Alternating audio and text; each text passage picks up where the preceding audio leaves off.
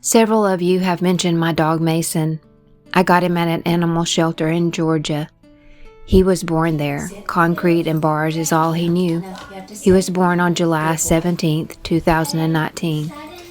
At 14 weeks old, I adopted him and brought him home. He is now almost 5 years old. I have no idea what breed of dog he is, but what I do know is that he is super loving, protective, and loyal. And he likes to hold the leash and lead himself. May, you want to go? Could you move? Okay, let's go.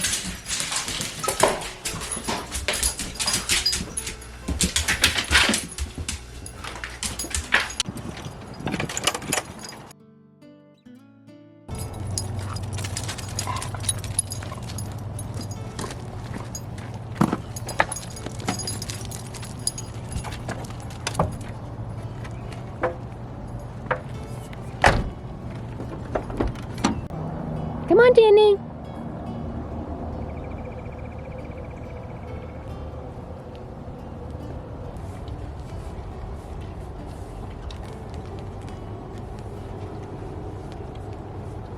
Genny and I spend a lot of quiet time together. It's one of the things I love about horses, or any other animal for that matter. Deep communication can happen without words.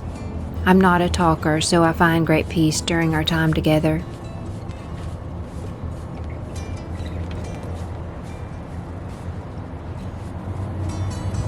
At my age, you tend to be a little more cautious. You move a little slower. And each moment spent doing the very thing that you love with those who love you the most becomes sweeter and sweeter. You learn not to press forward too quickly. You try to make those moments last. It's in the slow, quiet moments you realize just what matters most.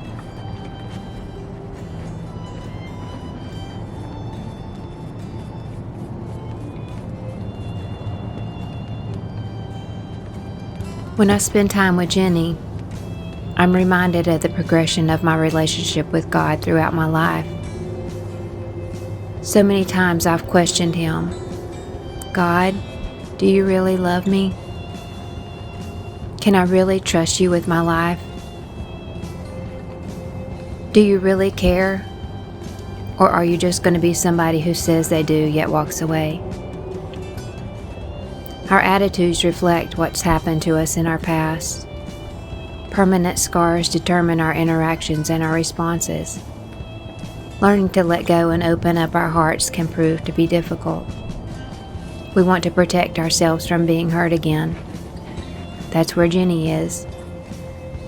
But like God wants for my life, if she could only give in to the fact that I only want good for her.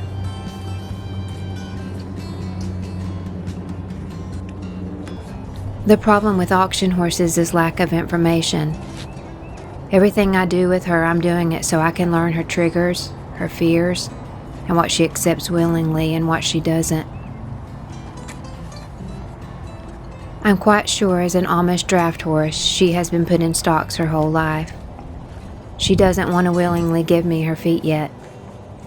I'm positive she doesn't know what free-handed hoof carry is.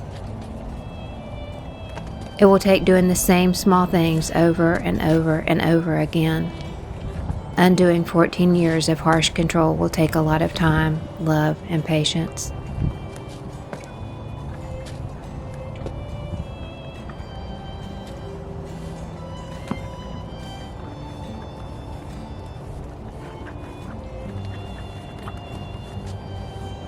Somehow, though, the rescued seem to have this appreciation and gratefulness that can only be felt once they realize they no longer have the life they lived before.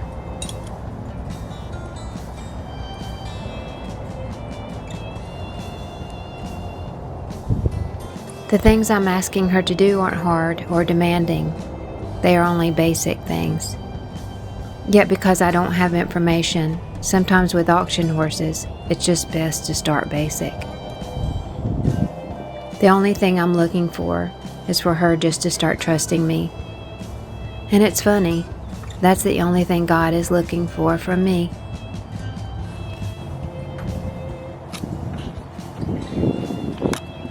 Hey girl, hey, just a camera. It's just a camera. You gonna eat it?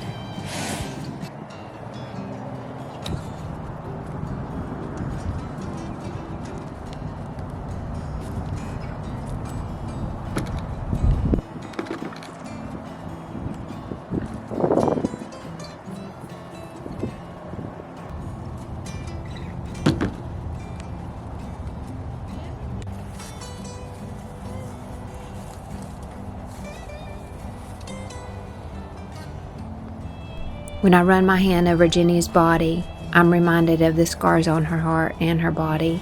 Seeing the places where auction stickers once were remind me of just how blessed I am that our lives have crossed.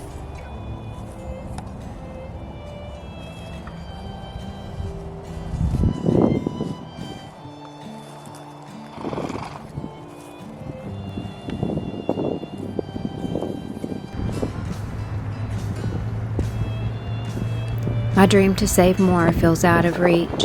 I let my age, financial situation, and lack of property squash my heart's desire. Ultimately, I let Satan get in the way. I trust his lies more than I trust the power of God, or at least that's what he wants me to do. I do believe God gives us passions and desires, but how often we let Satan destroy those gifts.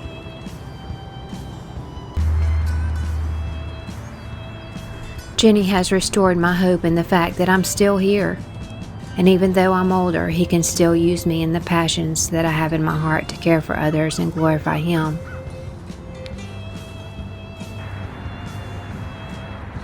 That is the most beautiful part of it all. I have nothing really, consequences of bad decisions and poor planning. But the one thing I do have is God. And as futile as that may sound to some, he's all I need. And to be honest, when you have nothing, watching him take nothing to something grows your faith like nothing else can.